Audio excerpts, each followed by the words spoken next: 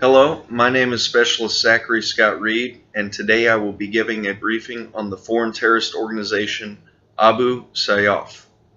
The overall classification of this briefing is unclassified. All information contained within this briefing is derived from unclassified open sources, which are listed on the final slides actually.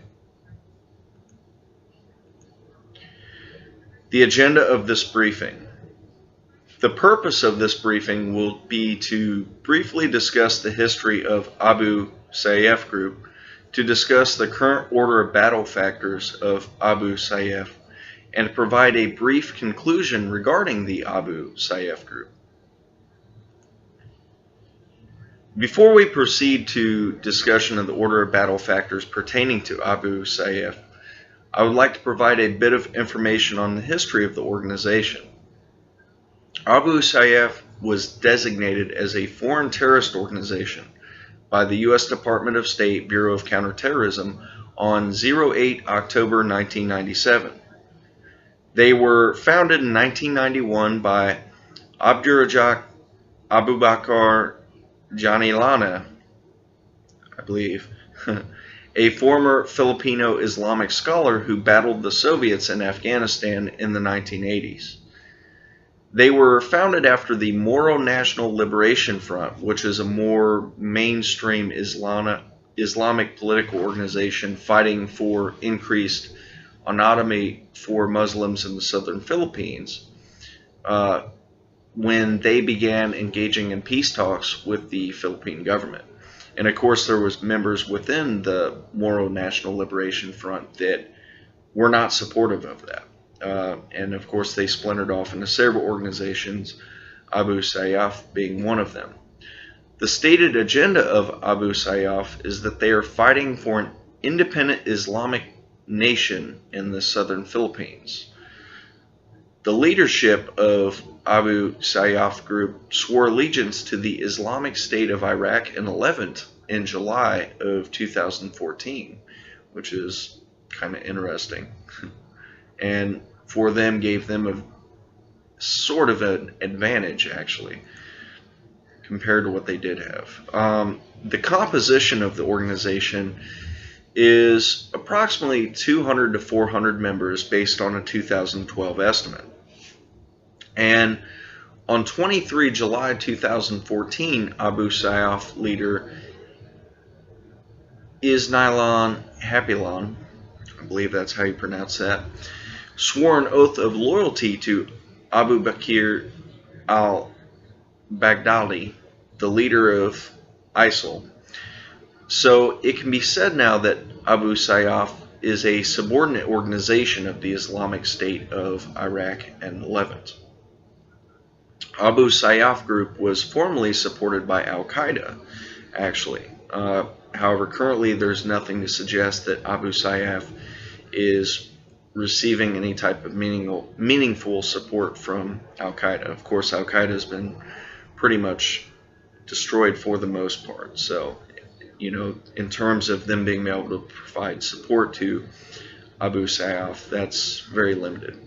Now, Abu Sayyaf is also currently allied with the Mott Group, which currently only has about 30 remaining members, it's estimated. So, of course, the support that that organization can provide Abu Sayyaf is very limited as well.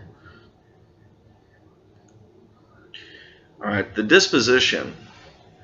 The Abu Sayyaf Group is based in the Philippines and currently operates primarily in the provinces of the Sulu Archipelago. The group also operates on the Zamboanga Peninsula, and members occasionally travel to Manila.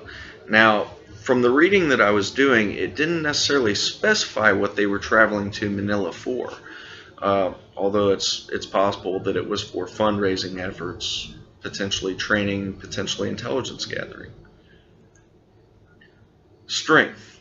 As we've previously mentioned, the Abu Sayyaf Group currently consists of between 200 and 400 members. Abu Sayyaf is utilizing social media at this time to recruit new members and will likely increase their membership in the future via that recruitment. as other organizations, of course, have had a lot of success doing so, such as ISIS primarily. Tactics. Now, the Abu Sayyaf group is known to use tactics such as kidnappings for ransom, bombings, beheadings, assassinations, and extortion.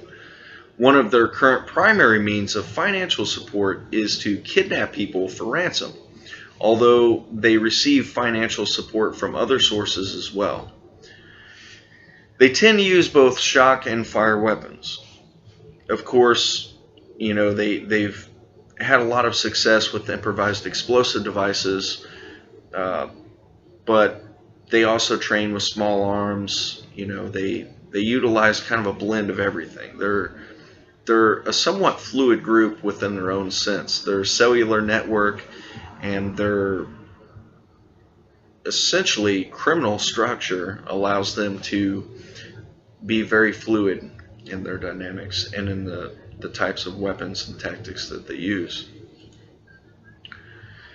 Training. The Abu Sayyaf group has received training in the past from Al-Qaeda members, and they've received assistance with bomb-making training from other terrorist groups in addition to that. Now, the Abu Sayyaf group is known to operate terrorist training camps in the Mindanao region, and it is suspected that Abu Sayyaf provides training support to other terrorist organizations as well. Logistics. The Abu Sayyaf group is known to use fast boats as their preferred means of transportation. These boats allow them to smuggle personnel, supplies, and weapons quickly from location to location around the Philippines, as well as to assist in abductions and in evading authorities. Combat effectiveness. The Abu Sayyaf group has effectively employed improvised explosive devices in the past to produce civilian casualties. In one instance, actually, the Abu Sayyaf group was able to utilize explosives to kill 116 people in Manila Bay in February of 2004, which was one of the deadliest terror attacks in the history of the Philippines. So they're definitely an organization that's capable of launching attacks.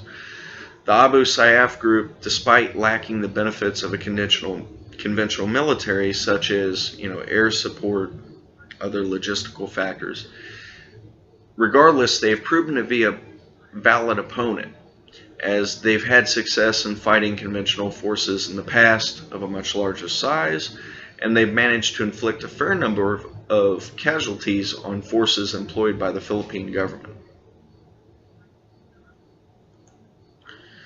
Electronic and technical. They effectively utilize social media for communication, propaganda, and fundraising. They operate very similar to ISIS in that regard, actually.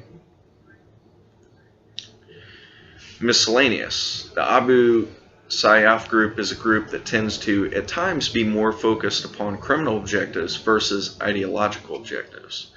And that's not necessarily something that they are exclusive in. There's lots of organizations out there that's very similar to that has very similar principles. So there's a lot of other factors that I could discuss under miscellaneous, but in the interest of time and of keeping this briefing short, I won't delve into those at this point in time. The conclusion. I conclude with a moderate certainty that Abu Sayyaf will remain a threat to U.S. and allied forces in the Asia-Pacific region, absent further intervention by U.S. and/or allied forces. Effectively leveraging social media and their strategic alliance with ISIS, I believe Abu Sayyaf group will gain additional recruits and will expand their operational capabilities in the Asia-Pacific region as such. I believe that foreign terrorist organizations will continue to utilize training facilities hosted by Abu Sayyaf to better develop their combat capabilities and to better train their forces, and that absent intervention by U.S. or allied forces, this trend will increase in the near future. I believe that Abu Sayyaf will present a greater threat to U.S. and allied forces in the near future due to their expansion, absent intervention by U.S. and/or allied forces. Are there any questions? And of course there are none, since I'm conducting this briefing alone in my residence. So concludes my briefing on the Abu Sayyaf group. And the following 2 slides actually give a list of sources, of which there are 10. Thank you.